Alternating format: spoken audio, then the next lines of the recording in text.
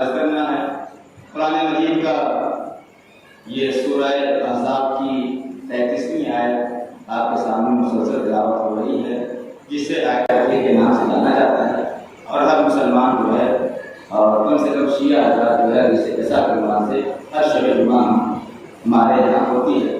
اور کوئی ایسا شیعہ ہوگا شاید کہ جو کبھی مسجد میں نہ گیا ہو اور اس نے ایسا نہ سنا تو ہو سکتا ہے کہ کبھی ایک موقع ایسا آتا ہے جہاں کو کبھی اسے سنایا جاتا ہے، آتا ہے کہ نہیں آتا ہے؟ دو موقع آتا ہے ہمارے یہاں جمعہ اور اس میں بھی جیسے کیسا پڑھا جاتا ہے، جگہ اس میں بھی جیسے کیسا پڑھا جاتا ہے، اس میں نہیں سنا، دولہا ادھر گھوم رہا تھا، کم سے کم نکاح کے وقت بھی نکاح سے پہلے ہمارے یہاں رسمی طور پہ ایک مرتبہ حدیث کیسا سنا دیا جاتا ہے کہ یاد رکھو تم کس اہل بیت کے ماننے والے ہو، ان کے ماننے والے ہو جن کے بارے میں قرآن نے پوری گارنٹی لی ہے، انما یرید اللہ لیذھب عنکم الرجس اہل البیت ویطہرکم تطہیرا۔ صلوات پڑھیں محمد وعلیہ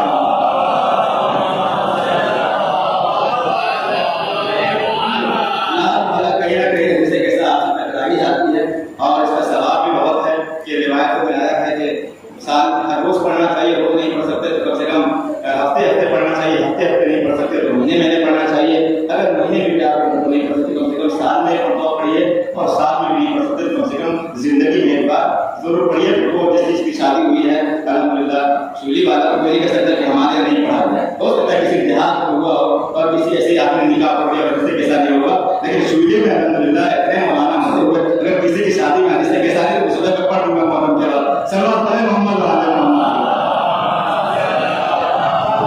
اگر کوئی ایسا ہے کہ نہیں پڑھا گیا ہے تو معلوم چل رہا ہے چلیے غلط حدیث کے بعد کوشش کی کا مسئلہ نہیں ہے، ہمیشہ پڑھا جا سکتا ہے، اور محرم ہمارے یہاں چھوڑ دیتے جمعرات آتی ہے، محرم میں جلدی نہیں پڑھی جاتی، آپ اس کو مسئلے میں ہونا چاہیے۔ تو اگر پتہ کرتا ہے ایسا کوئی مسئلہ ہے تو وہ مجھ سے 12ویں کے بعد یعنی 12ویں سے 12 محرم کے بعد 12ویں والی 12 محرم کے بعد ملاقات کر لے اور حدیث کیسا میں پڑھ دوں گا، اور حدیث کیسا ہماری زندگی میں بہت ضروری ہے۔ اب کل میں نے یہ آپ کے سامنے عرض کیا تھا کہ ایک اعتراض ہمارے بابا رسول کے اوپر کیا گیا، اور وہ داستان تاریخی کتاب کے اندر تاریخ کے اندر موجود ہے، قلم اور مٹھاس کے نام سے، کاغذ اور قلم والے واقعے کے نام سے یہ داستان اور یہ جو ہے واقعہ اور یہ بہت بڑا الزام رسول اللہ کے اوپر موجود ہے۔ آج دنیا جو ہے توہین رسالت کرنے والوں کا سر قلم کرنے جس پر بڑے یقیناً توہین رسالت کا برداشت کرنے والے نہیں ہے، کیونکہ رسول اللہ ہماری جان ہے، ہماری شان ہے، اور کوئی بھی الزام اس کو برداشت کرنے کی نہیں کر سکتا۔ لیکن یہ کیسے ہم بھول جاتے ہیں کہ اپنے کرے تو واہ واہ، دوسرے کرے تو آپ، یہ تو بڑا ناانصافی ہے۔ کوئی اپنے آدمی میں سے کوئی توہین کر دے تو ہم سے اس سے کوئی مطلب نہیں، اس کے رسول اللہ اس کے رسول اللہ ہے تو ہمارے لیے ہم بالکل خاموش ہو جاتے ہیں۔ کوئی غیر آدمی توہین کر دے تو سر پہ اٹھا لیتے ہیں۔ تو اب ہمیں دیکھنا ہے کہ سب سے پہلی توہین اور سب سے پہلا الزام رسول اللہ کے اوپر لگایا گیا۔ تاریخ سنی شیعہ ساری کتابوں کے اندر آپ انٹرنیٹ میں سرچ کر لیجیے، آپ کو مل جائے گا کہ ایک واقعہ ایک داستان قلم اور کاغذ کی داستان ہے۔ میں اس پوری داستان کو آپ کے سامنے عرض نہیں کروں گا کیونکہ اس الزام کو صرف بھولنا ہے مجھے، کیونکہ میرا موضوع یہی ہے کہ تفسیر کے ذریعے سے ایک آیت سے اگر آپ یاد کر لیں تو جتنے اعتراضات ہمارے معصومین کے اوپر ہوتے ہیں سب آپ اس کو دور کر سکتے ہیں۔ ایک مل جل کے حضرت محمد والے محمد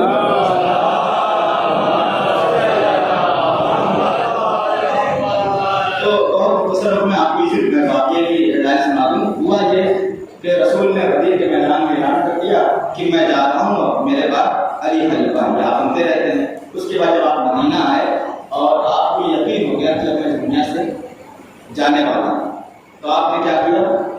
آپ نے اپنے صحابہ کو جمع کیا،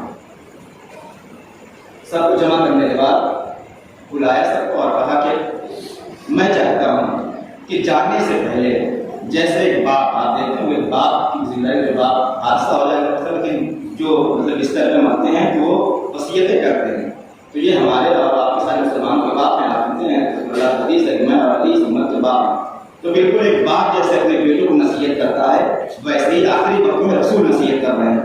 سارے اصحاب کو بلایا، بہت غور سنیے، سارے اصحاب کو بلایا اور بلانے کے بعد کہا کہ دیکھو میں انفرین تمہارے درمیان سے جانے والا ہوں اور مجھے یہ خطرہ ہے کہ جانے کے بعد ہم لوگ گمراہ ہو جاؤ گے.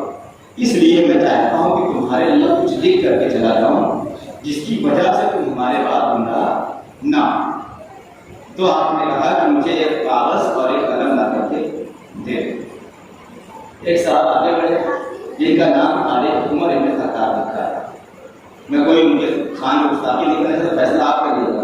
اور یہ کوئی ایسا نہیں صرف شیعوں کتابوں میں آپ تمام مسلمانوں کی اچھی مقرر کتابوں میں آپ کو یہ واقعہ مل جائے گا قلم اور وکاس کے نام سے, کاغذ اور قلم کے نام سے جائے گا. تو عمر ابن خطاب جو مسلمین کے مسلمانوں کے دوسرے خلیفہ ہوتے ہیں وہ سامنے آئے اور انہوں نے کہا کہ ہمیں کسی قلم اور کسی کاغذ کی ضرورت نہیں ہے. حسبنا کتاب اللہ کی کتاب ہمارے لیے کافی ہے. چلیے اگر اتنا کہتے تو سمجھ میں آتا کوئی مسئلہ نہیں. اللہ کی کتاب کافی اتنی کافی سب کو پتا ہے. سبھی گھر میں وہاں رکھا ہوا ہے صرف پڑھنے نہیں آتا. یہ ایک مسئلہ ہے. لیکن انہوں نے جو دوسری بات کہی وہ یہ کہا کہ غالباً حجرہ کا لفظ استعمال کیا ہے یا ہوتا ہے مشبہ ہوں. اس کا اردو ترجمہ یہ ہوتا ہے کہ یہ آدمی ہذیان بن رہا ہے. یہ آدمی جیسے ہمارے یہاں بولتے ہیں جب بخار چڑھ جاتا ہے وہ انسان کا میں نے کیا تھا جب بخار کے عالم میں ہم اور چڑچڑے پوری بولتے رہتے ہیں مطلب ہمارے بزرگ تو لوگ کہتے ہیں کیا کہتے ہیں ہماری چیزوں میں توبہ آ رہے ہیں یا کیا بولتے ہیں ہذیان کر رہے ہیں بڑبڑا رہے ہیں اور کر رہے ہیں. تو انہوں نے کہا کہ اب یہ 60-63 سال ہو گئے ان کا دماغ کام نہیں کر رہا ہے. اب ان کی کوئی بات نہ سنوں یہ ہذیان کر رہے ہیں. یہ بہت بڑا الزام ہمارے رسول کو لگا دیا گیا. اس سے بڑی تو توہین رسالت ہو سکتی ہے کہ ہم اپنے رسول ہی کو کہتے ہیں کہ ہذیان کر رہے ہیں. ہذیان کر یہ کچھ بھی کہہ رہے ہیں بس ان کی بات سنو نہیں.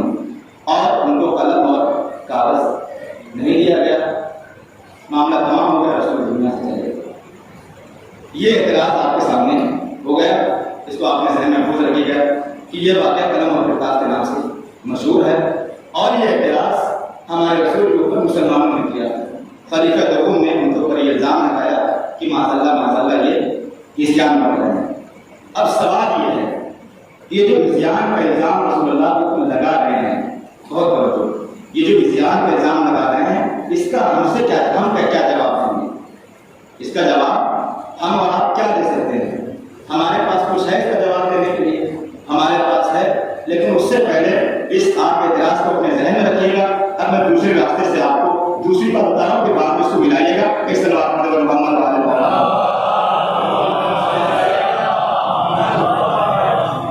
دیکھیے میں سمجھ پا اتنی رات میں اتنی مشکل گفتگو کرنا میرے لیے مشکل اور آپ کے لیے مشکل ہے. لیکن اس بات پر محفوظ رہے گا اعتراض آپ کو سمجھ میں آ گیا ہے کہ رسول کے اوپر ہذیان کا ان کے دماغ کے اوپر حملہ کیا گیا. ان کا دماغ خراب ہوگا معذرت الٹی سیدھی باتیں کر رہے ہیں. اب اس کے بعد یہ تو ایک چیز کو آپ محفوظ رکھیے گا. دوسری بات جو میں نے کل آپ کے سامنے عرض کی تھی کہ اللہ تعالیٰ نے سب سے زیادہ اہتمام اس آیت کے بارے میں کیا. رسول گھر میں تشریف لے آئے اور واقعہ آپ سنتے رہتے ہیں. جب آپ شہزادی گھر میں تشریف لے آئے تو آپ نے کیا فرمایا؟ یا فاطمہ انی اجدو فی بدنی ضعفا. بہت توجہ کرنا ہوگا. اسی سوال کا اسی اعتراض کا میں جواب دے رہا ہوں. رسول شہزادی کے گھر میں تشریف لے آئے اور فرمایا یا فاطمہ انی اجدو فی بدنی ضعفا. اے فاطمہ میں اپنے جسم کے اندر کمزوری محسوس کر رہا ہوں. بہت توجہ, میں اپنے جسم کے اندر کمزوری محسوس کر رہا ہوں. دیکھیے اردو کے اندر جسم اور بدن تو ایک ہی ہمارا شمار ہوتے ہیں اور میں نے ترجمہ بھی کیا. بدنی کا ترجمہ میں نے جسمی کر دیا. لیکن اردو میں ترجمہ تو بدن اور جسم ایک ہوتا ہے, لیکن عربی میں بدن کا معنی اور ہوتا ہے, جسم کا معنی اور ہوتا ہے. بہت دماغ سنیے گا, بہت آپ سوچ کے ایک سوال کو دیجیے محمد والے دیکھیے اتنے غور سے مت سنیے کہ مجھے لگے کہ آپ سو گئے. اتنے غور سے مت سنیے, جہاں تک سنیے سوال پڑھیں محمد والے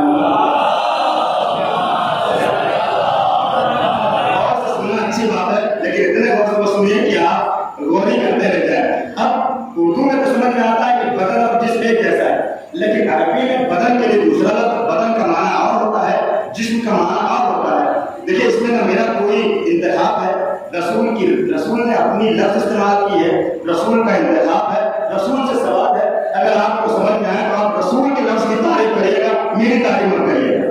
میں رسول سے سوال کہ یا رسول اللہ آپ کہہ سکتے تھے انی اجدو فی جسمی ضعفا کہ اے فاطمہ میں اپنے جسم کے اندر کمزوری محسوس کر رہا ہوں. کیا ضرورت تھی آپ کو یہ فرمانے کی انی اجدو فی بدنی ضعفا؟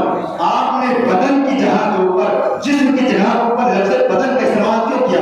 کیونکہ عربی کے اندر جب بدن بولا جاتا ہے تو اس میں سر شامل نہیں ہوتا. بہت توجہ.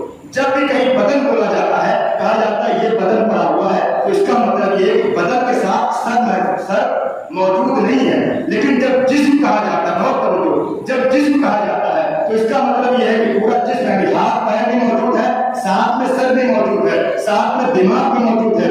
رسول بیت فاطمہ میں آ کر کے فرمانا ہے یا فاطمہ تو انی اجدو فی بدنی ضعفا. اے فاطمہ میں اپنے بدن کے اندر کمزوری محسوس کر رہا ہوں. میں نے رسول سے سوال کیا یا رسول اللہ آپ کو کہہ سکتے تھے انی اجدو فی جسمی ضعفا میں اپنے جسم کے اندر کمزوری محسوس کر رہا ہوں. رسول نے آواز دنیا کو بتانا چاہتا ہوں کہ میں اپنی زندگی میں بتا رہا ہوں کہ یہ جسم یہ کمزوری یہ ضعف میرے جسم کے اوپر طاری ہو سکتا ہے لیکن دماغ کے اوپر طاری نہیں ہو سکتا.